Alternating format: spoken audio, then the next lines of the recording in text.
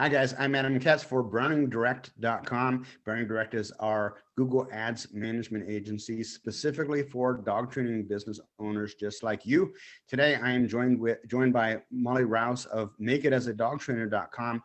And I wanted to bring Molly on because for years now, Molly has been working with a lot of people within the dog training industry to basically teach them how to take their knowledge and get paid what they're worth by creating, I guess you say, programs that high price programs, so that you can actually, have a little bit of money left over to reinvest in advertising and growing your business, and maybe even taking your family on a vacation. So, Molly, thank you for joining us. And yeah, tell me a little bit about where you're at. I know you're an avid traveler and you've lived all over the world. Where are you right now? I am in Virginia. Not Okay. anything really exotic right now. We have a house in Florida that has tenants in it because we were still supposed to be overseas, and because there are people living in our house, we had to just kind of bounce around for a little bit. So just kind Gotcha. of, Hopefully you're staying warm. yeah, we're staying warm. Yeah, it's cold outside, but the heat works, so it's fine. Yeah, right. Heaters. Wow. Yeah. So anyways, tell us, everybody who's watching, tell us a little bit, you've been doing this for several years now. What are you seeing currently that is working for dog trainers in regard to how they structure or package their programs or their offerings?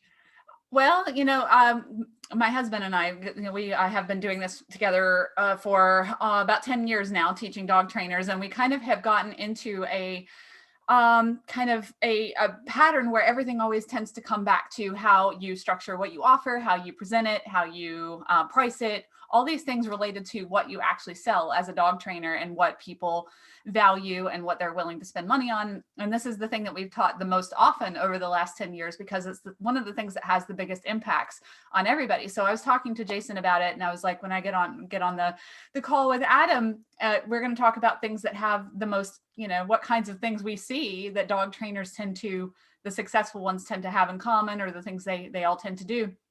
And one of the things we always end up coming back to is that the most successful dog trainers tend to view their time differently. They don't view their time as the thing that's for sale. They view the benefits of the outcomes of what they do as the thing that's for sale.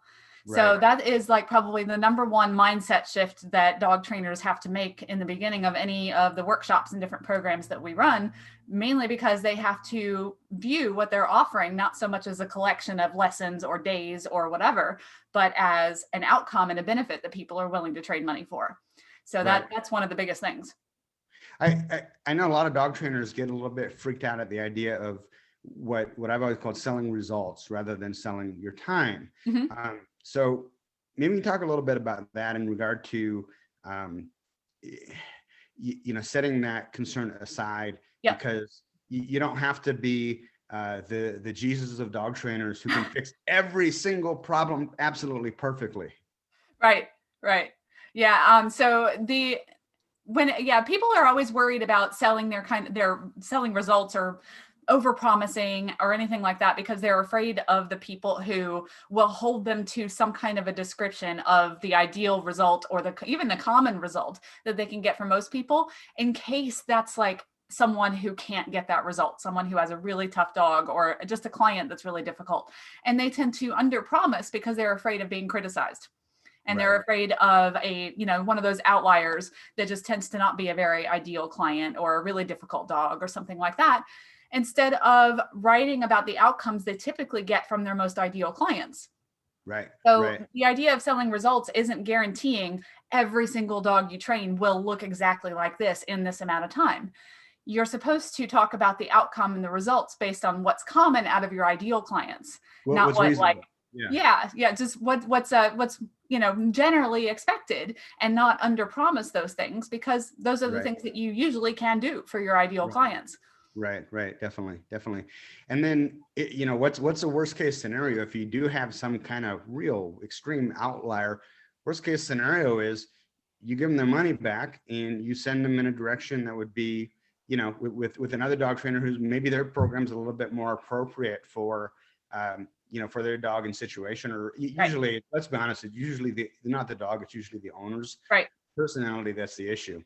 Yeah. Yeah. And then I always just tell everybody, you need to just make sure that you manage your potential clients or your current clients' expectations, that if their results are going to vary quite a lot from what you typically get and how you would normally describe it, then you just say, you know, this is kind of a different situation and this is more accurately what you can expect for your dog.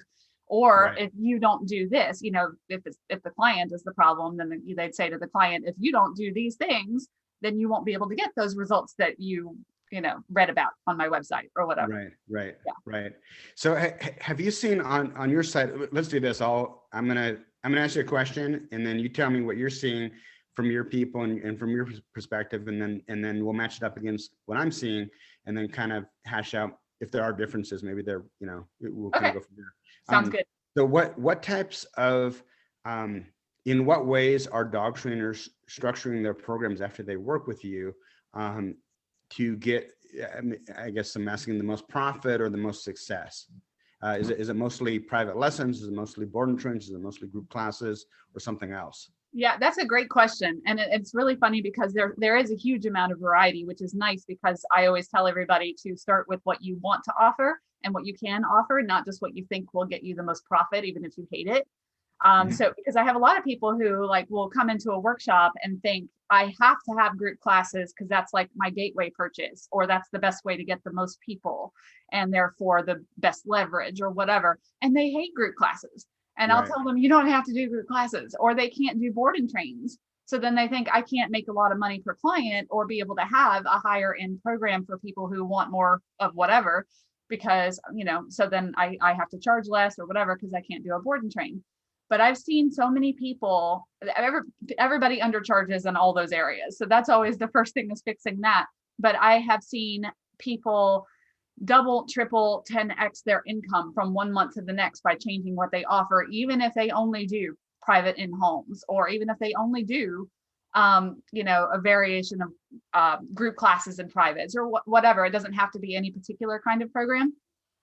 There's someone I know who recently who posted her story on one of my groups that said that she had basically like tripled her income, and she, from 1 month to the next, and she's usually consistently around $10,000 a month or so that she's pulling in, and she only does privates.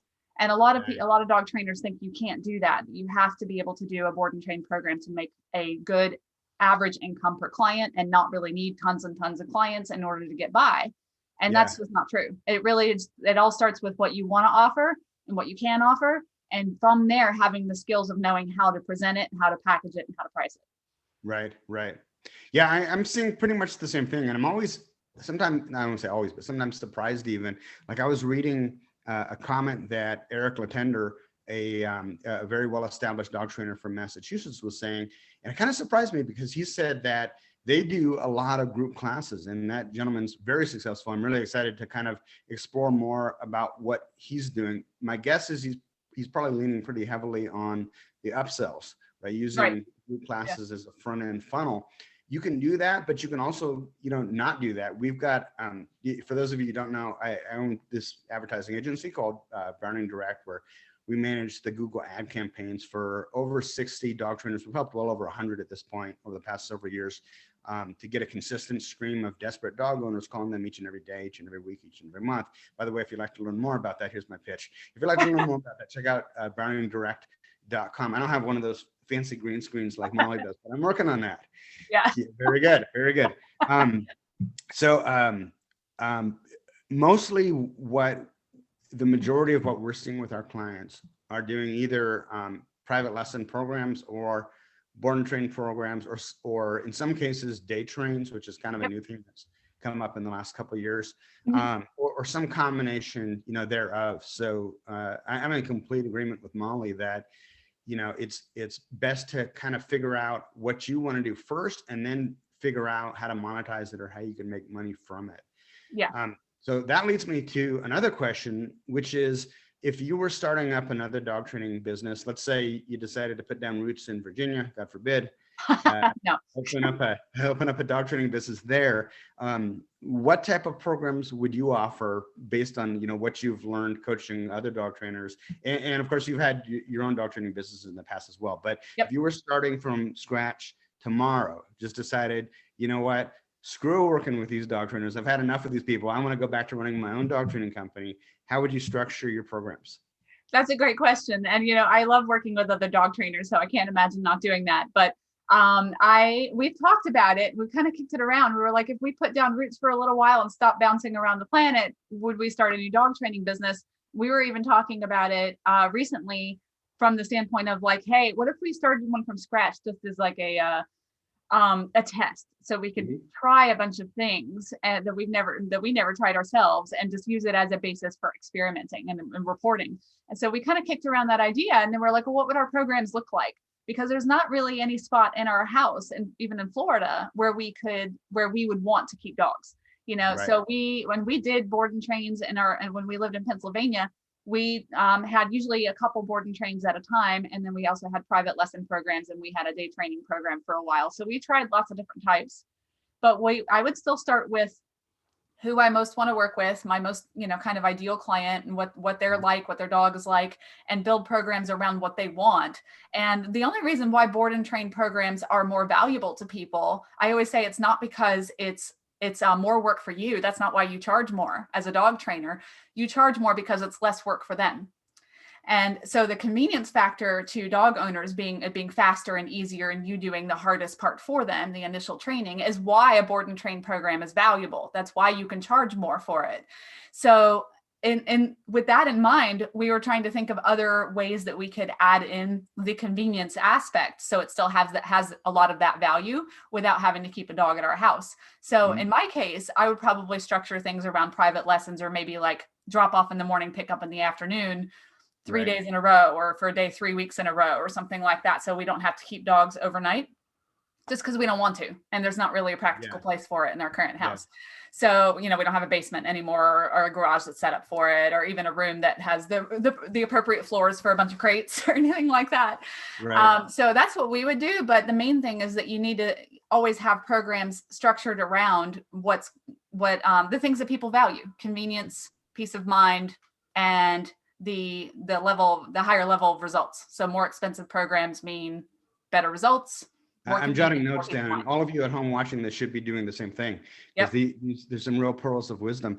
One of the things, if you're watching this at home right now, that I want you to pick up on, because I think what Molly said is really, really valuable, is that I apologize. I gotta share something with y'all. I have a chronic migraine condition, and it's a Sunday migraine 6 scenario. So I'm working with a few lesser horsepower than I would normally be working with. So bear with me if I get some of this wrong. You could help me out. So you said it's in regard to charging more money for a board and train. It's not because you're doing more work. It's because they're doing less work. They're doing less work, right? Yeah, because the client's doing less work. Why I think that's really important, and this relates to really everything in your business, from your copywriting, which is the persuasive text that you use on your website, to your business cards, to your if you do billboard advertising, to your pitch, to your offer, all of it. It's really about, everything is about what it means to them. It doesn't matter what it means to you. It doesn't matter that I make more money with this or blah, blah. It's all about how it improves their life and what it's going to do for them. And I think that requires a shift in your thinking, in a lot of dog trainers' thinking, because we all come into, I think, business, especially if we're younger or we don't have experience running a business ourselves, thinking it's all about me. What do I want? What do I want to do? All this stuff. But I think a big part of success in business is really listening to your market. And I've heard you talk about this before, defining who your market is, defining that what do you call it? That icon, or that perfect client profile. Yeah, like who's ideal for you and how do they think? That's really what all of it comes down to. Everything about marketing and making money is understanding the minds of the people that you're trying to attract as clients and what they actually value. Right. Yep. Right. And don't get locked into thinking that it's just rich people. Yeah. That I've had against a lot, because there's this perception that, we only want to market to the Beverly Hills in our city, the Beverly really good high-end part.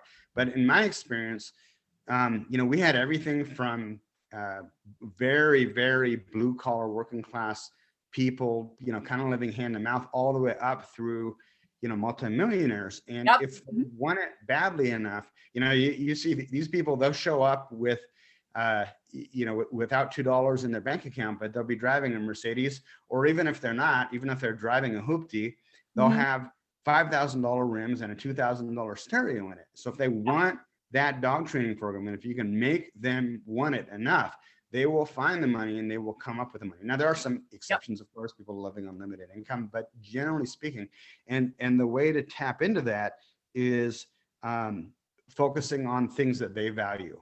Not on things that I value as a service provider, as the dog trainer, but what is the dog owner, that desperate dog owner with money in hand who comes to you and they're desperate, what's going to push their emotional hot buttons? Yeah. 100%. Yeah. I actually just recently in a workshop, I was actually doing a 1-day Zoom retreat all about program creation and how to package what you offer and everything. And she's like, someone commented during the Zoom, she's like, well, I only target the affluent community around here. And so how should I do things differently if I'm only targeting them? And I said, well, you know what, actually, Pete, what you should be doing is just targeting your ideal clients, regardless of where they are as far as their income, because you'll have a lot of ideal clients who are very willing to pay you what you're worth and spend quite a lot on a program that they really value, that has things that they value, regardless of their income. And I start, as I'm talking, like people are on my Zoom nodding about how I was telling the story about a client where they came for a consult and they bought my most expensive program at the time, which was about $3,500. And this is going years back. And I went to their house for a lesson. I had to call them from their driveway to make sure I was in the right place, because the place was in such disrepair that I was shocked that they spent that much money on the dog training program. And the whole point was that it's the same thing as your friend who says they can't afford to go to lunch, but they have $1,000 iPhone. It's just, it's what people value, and everybody's going to be different. And affluent people, a lot of times, are affluent for a reason. They probably are careful with where they spend their money, whereas, everybody's just going to value different things. So you want to make sure your programs are attractive to the people you want, regardless of their income. Yeah. I mean, we'd have people that, sometimes it almost looked like they came straight out of the hills and didn't even have shoes on, and and boy, they'd find, even if they had to make payments up front, every week coming by, because they wanted it. And the bottom line is that people will find a way to pay for things that they want. As a dog trainer. Now, don't misunderstand this. Well, we're not saying you should sell people stuff that they don't need, and that's our job as being an ethical business person, being an ethical dog trainer. But, if they have issues and they've already, gone through your sales funnel and demonstrated that they're desperate, they need what you have to sell, then packaging that stuff in a way that, you can get paid what you're worth. It's out there. The money is out there. And this is still a very immature industry. So it's not like, we're at a point where, McDonald's is selling a hamburger for $1 and Burger King selling it for 90 cents, and they're constantly going back and forth. It's not like that. It's a completely immature industry. And both of us, we know from firsthand experience, as well as our clients, that the money is out there and people will spend the money if they want it bad enough. Your job is to convince them that this is what they want. Now, tell me a little bit more. You mentioned figuring out and marketing to your ideal client. So can you give us an example of what does that actually mean? What does that look like? What is an ideal client? Well, a lot of times people get this, that's every time I've ever done any kind of somebody else's marketing course or went to a seminar about marketing, because I'm a little bit of a nerd about that. So I read lots of books, and one of my favorite things to do is go to marketing conferences. So that's always the first thing everybody starts with, is the whole idea of your ideal client or your ideal customer avatar or something along those lines. And a lot of times people get derailed off on thoughts about their ideal client that don't really matter. Their age demographic or whatever, so they go off on, kind of statistical things, between 34 and 48 and have 1.2 children or, whatever, things like that. And that stuff doesn't matter as much as what kind of person they're like, what their dog is like, what kind of problems they have, how their dog is affecting their life, what they're afraid of, what they're frustrated by. What is the thing they are, the worst case scenario in their mind if nothing changes?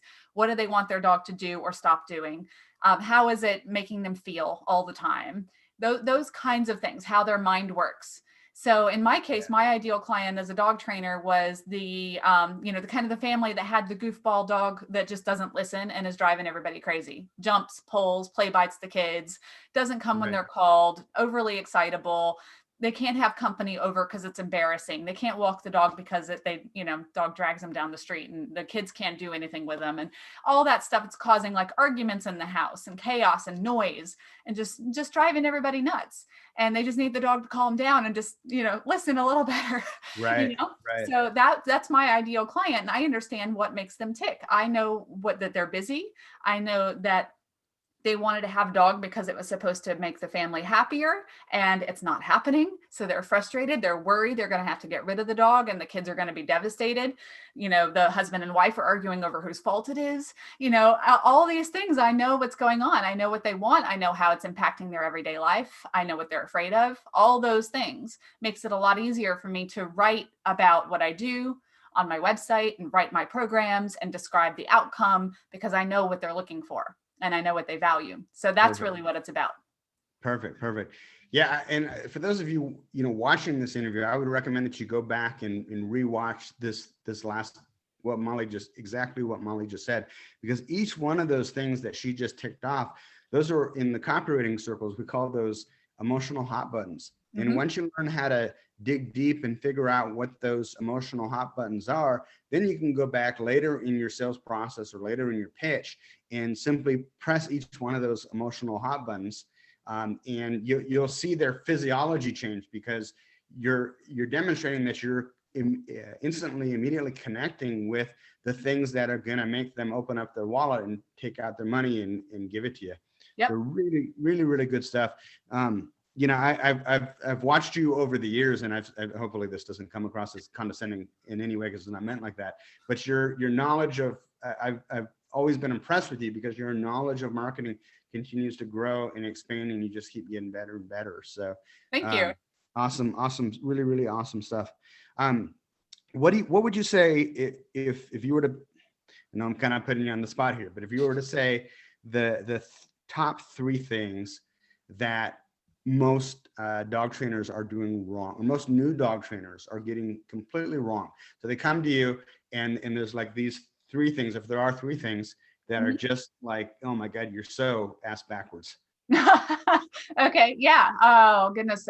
Only 3. Oh my goodness.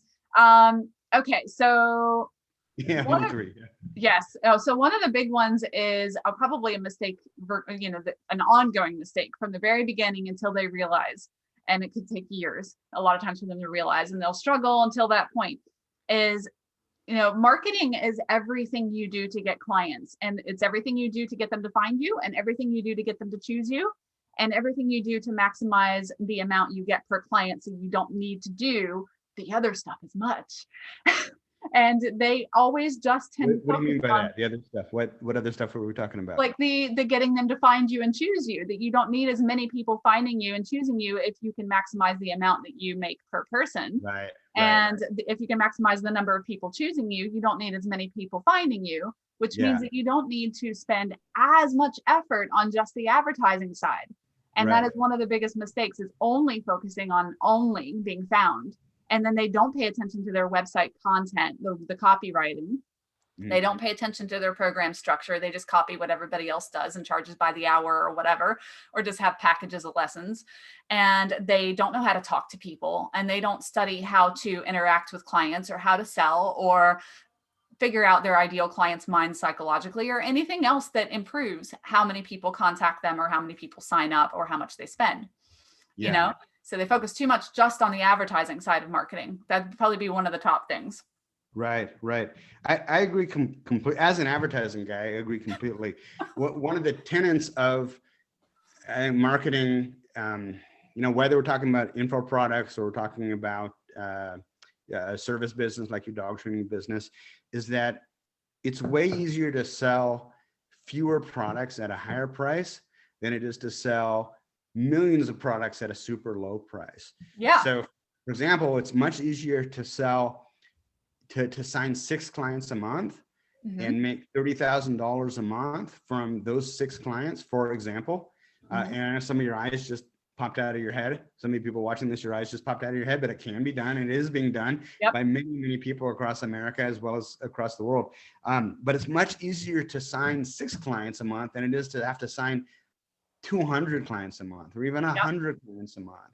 Yeah. And you're going to constantly burn yourself out. And also from an advertising side, especially if you're in a competitive market, the cost to acquire a client can be very, I want to say expensive in quote marks. In absolute terms, it's expensive. It's not expensive in terms of ROI if you've structured your programs the way Molly teaches. And so Mhm. that's why it's so important, because even if I get you all the traffic in the world, there is a limit to how much you can buy, and you need to be getting a solid return on your investment. Like what I'm typically shooting for is a 7 to 9 times return on investment, Mhm. because generally speaking, we're looking at in most markets between $20 to $50 per lead.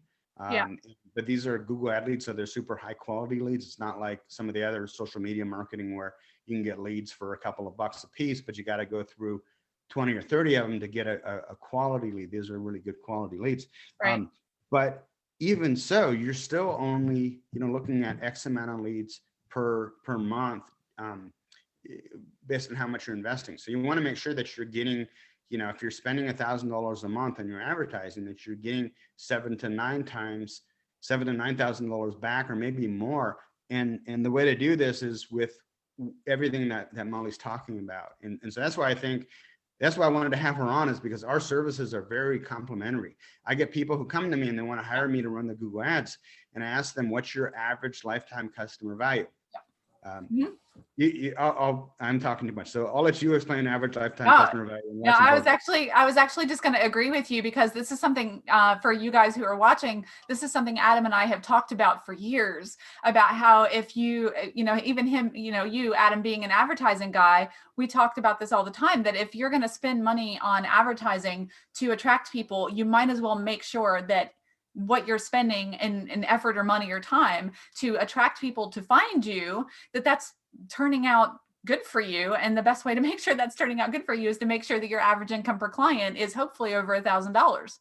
Yes. And if it's not, you can change that. It's just Mhm. a skill to learn. So Yeah. your income per client can be higher, and then everything you do for advertising pays off so much more. Yeah, absolutely. And I'm basically at a point now when, if people come to me and if they're, again, average lifetime customer value is on average what you make over the relationship that you have with that dog owner. So Mhm. for some dog trainers, if let's say your average program is $1,000, and you sell each person just that one program and you make $1,000, then your average lifetime customer value is going to be $1,000. For Mhm. other dog trainers, maybe they sell them $1,000 program and then they upsell them to an advanced program, or they offer boarding, or they offer dog daycare, or they offer other service, grooming, whatever it may be. And then, so you would go through your numbers and you would figure out exactly on average, how much money are you making per client? Because you really need to work backwards to figure out what your cost of acquisition is, meaning how much does it cost you to acquire a client? And that's really what we're doing. That's all we're doing with marketing, is we're paying to acquire a client. So maybe I'm gonna spend $150 to acquire a new client, but I know that over the course of my relationship with that dog owner, I'm gonna make $3,000. So is Mhm. that a good trade-off, to spend $150 to make $3,000? Yes. Right. But if your average lifetime customer value is only, let's say, $400, then you know what? You're spending too much time working to pay Google, or to pay Yep. Adam, or to pay Facebook, whatever you're doing Right. to bring in new clients. So Yeah. And I yeah. do want to point out too, just to kind of vouch for you, Adam, that like Google AdWords, the reason, I don't know if you tell people this, is the reason why you're getting so much higher quality leads from Google is because you're getting people who are actively looking for your service rather than stumbling upon you who may not have been looking. So Exactly. definitely something that is, from the advertising side of things, is much better than just kind of doing whatever's cheaper. Yeah.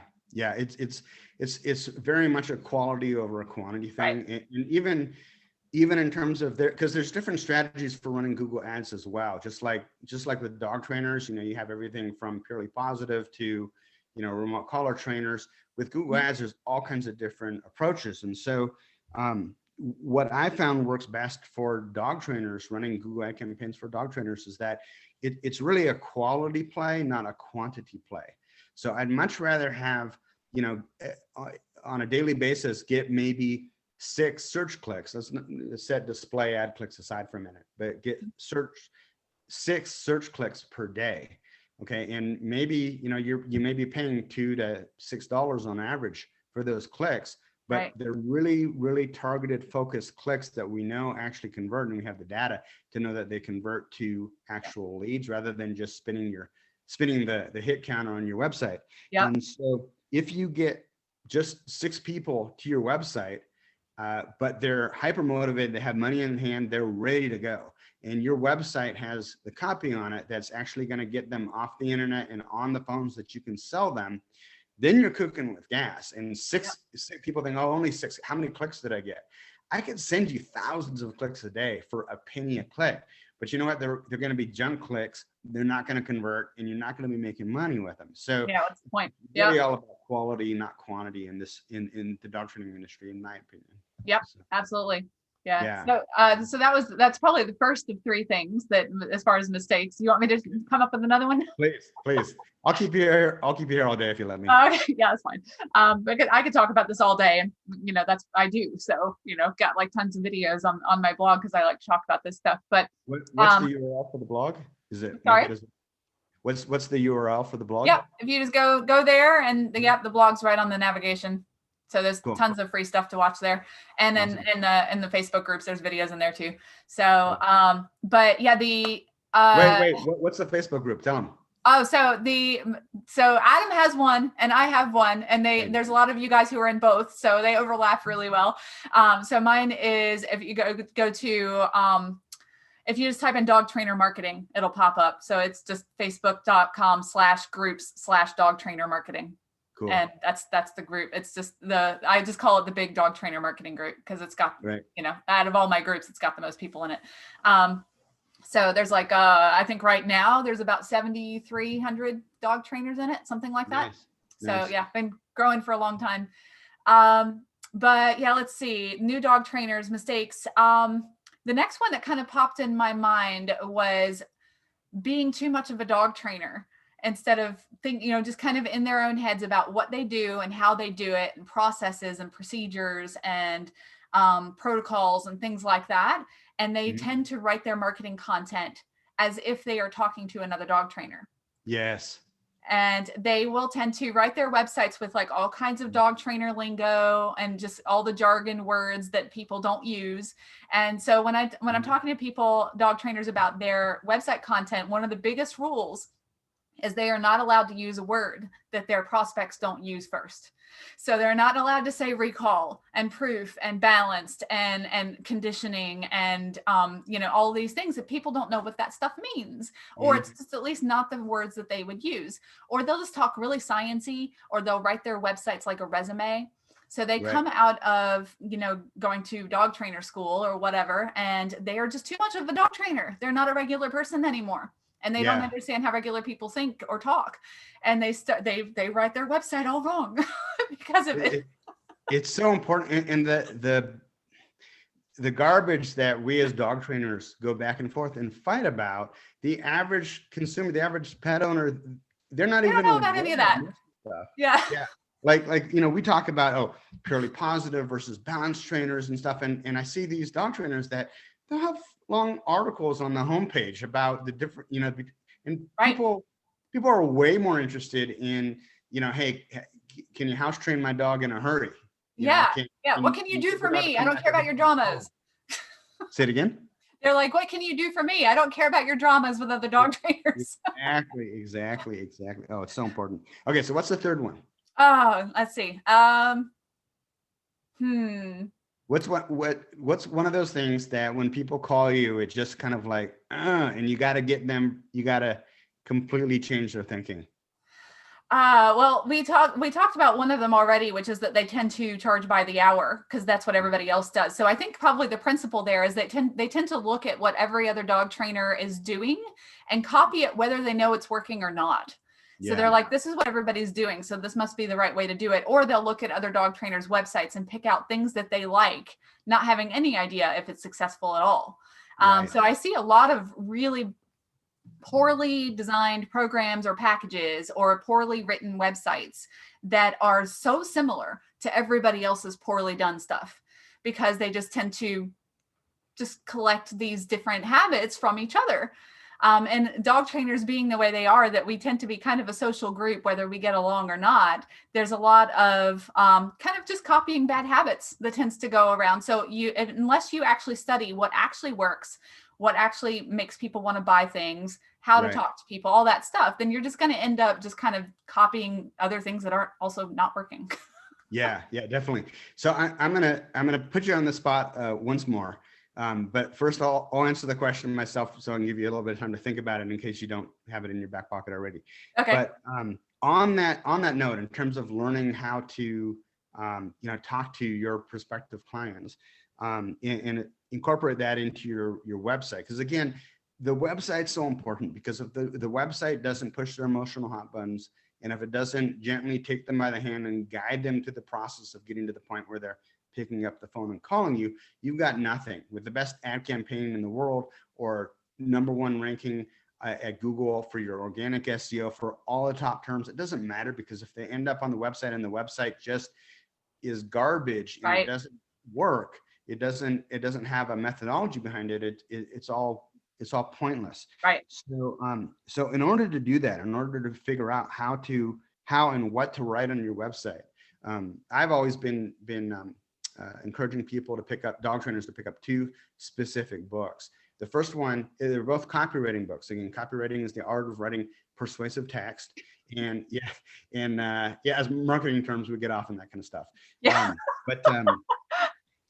Anybody can learn to write copy. You do not have to be an English major. You don't have to have gone to college. If you can talk, you can write. And actually, I'm kind of done even referring people to professional copywriters, because the reality is that you guys, as dog trainers, you're selling yourself and your dog training programs every single day. So you face to face, you're seeing what kind of things push their emotional hot buttons. So learning copywriting is really just taking that information and then learning how to organize it and put it down on a piece of paper, or in this case on your website, in order to make the sale. And the sale in this context is getting them to pick up the phone and call you, or if it's in the middle of the night, fill out the contact forms that you can call them back first thing in the morning. So the 2 resources that I recommend to learn how to do that is #1, a book called Cashvertising by a guy named Drew Eric Whitman. It's about $12. You can get it from Amazon.com. I don't make any money from referring it, but it's a really good quick read for beginners. And then the second one is called Copywriting Secrets by Jim Edwards. I love that book. That book is awesome. Yeah, it's a really good, there's nothing really groundbreaking in it, but I felt like he did a really good job of collecting everything from the past, 80 years of marketing and copywriting, and putting it into one easily digestible book. So those are my 2. What are yours? I was actually going to pick that one. So I'm surprised you said it, because you guys, Adam and I, did not consult on the book thing before. And we actually just got Jim Edwards' book probably a month ago. And Jason read it first, and he read it in like 2 days. And he's like, this book is so good, because we've studied copywriting forever, and so he's like, because this book we got it off the guy, Jim Edwards' free plus shipping funnel. And we were like, this is like the best free plus shipping book we've ever read.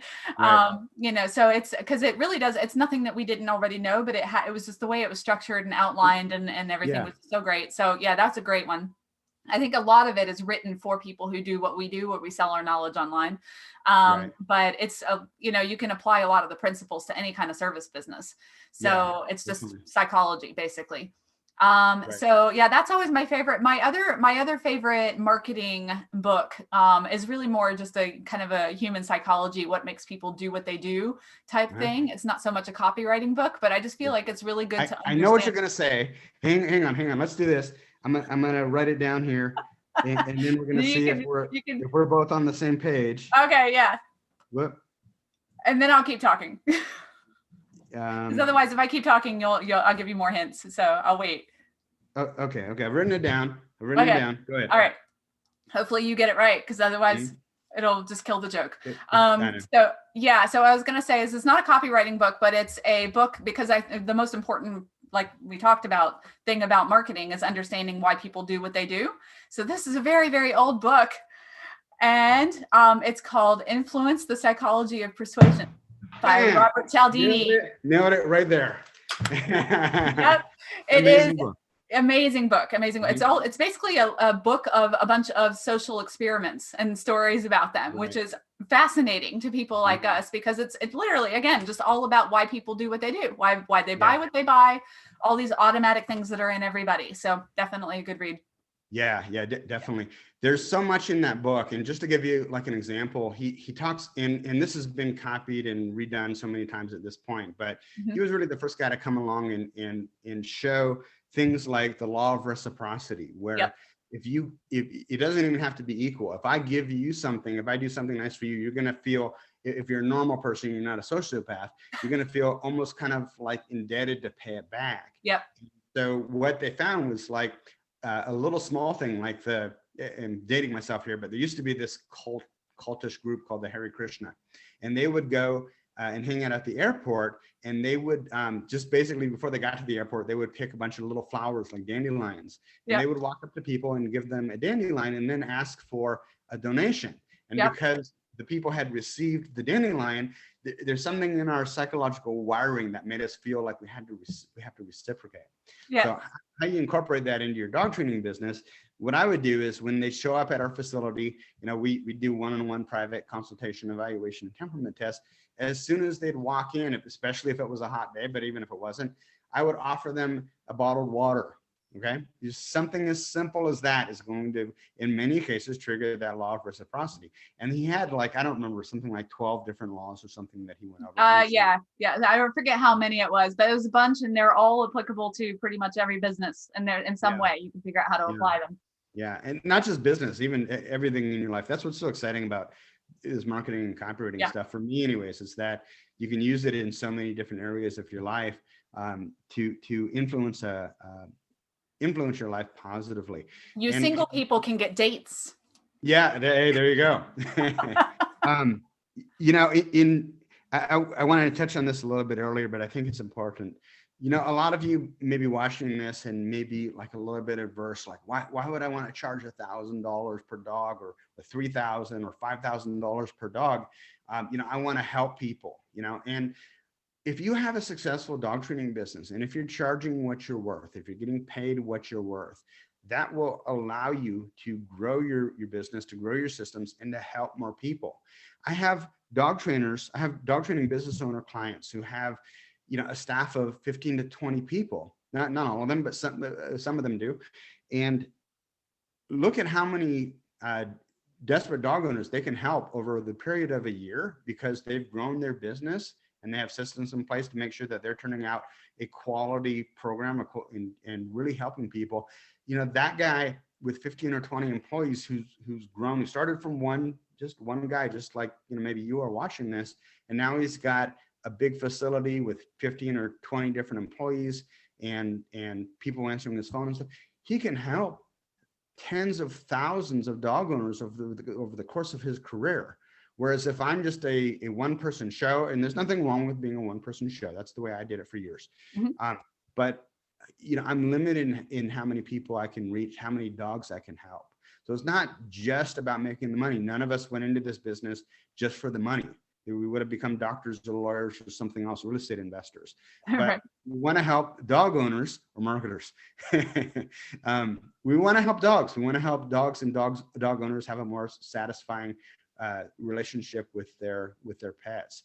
And so the best way to do that is to learn, specifically in this context, what Molly's teaching, because the more successful you are, the more dogs you can help. And not only that, actually, is one other mindset that I talk about a lot as well when I start teaching any workshops or even the free things about how to make more per client, how to make more and work less. is there's two other things actually. One is that if you are making more per client, your higher paying clients are better clients. They get more results out of it. They pay more attention. They listen. They get more the better outcomes. You're actually not doing anyone any favors by undercharging, because the people just take it less seriously. That's just naturally how it goes. So if you actually want people to get the results of what you do, the people who pay more and invest more have more skin in the game, and they're more likely to get those results. So you're helping more people by doing that. That was straight from the book. Yeah. Yes, it is. And it's so true. And everybody has seen it over and over.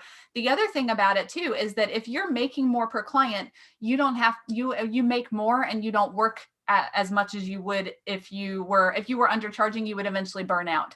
Great point. And if you burn out, you're not going to be able to help anybody. Yeah. And this is a high burnout industry. In fact, what I tell people is you really want to, if you're starting up a new dog training business, your plan or your goal should be to grow it fast enough and quick enough to the point where you can bring in other people to help you to prevent that burnout, so that you're not just hating life. And another thing too about that is that, and me personally, and a lot of dog trainers I work with are the same way. So I just want to touch on this, that if you're not the type to want to grow your business to the point of having employees, that's fine. But you do need to make sure that you can make more and work less, because you will burn out by yourself otherwise. So I was always like that. I didn't want to deal with employees or hiring trainers or anything. I wanted to do everything myself. I've always been that way. So I was always just me, or just me and my husband. And that was the way it always was. So we just needed to make sure we made more. And a lot of people come to me with that kind of goal, that I'll ask them about what they need and how things are going. And ultimately the way it turns out is they want to make twice as much and work half as much. And I'm like, that's totally fine. You can do that. That is completely doable. And that's what you have to do to not burn out. Definitely. So Molly, how can people reach you? I know you've got the website above you, but is that the best way for people to reach out and contact you? Yeah, because I always have different programs going on. Like I have another one-day retreat coming up about website content at the moment. I had one recently about program creation. We have different workshops going on at different times. I have an audio course and a bunch of free stuff. So just depending on what's going on at the time, everything is going to be up on the website, and all the free resources as well are there. So that's the best place. Perfect. Guys, this has been the third installment of my series on how to start and grow a successful dog training business from scratch. You can go to my YouTube channel, which I think we're in the process of rebranding, but it's currently called Katz on Marketing, K-A-T-Z, Katz on Marketing at YouTube.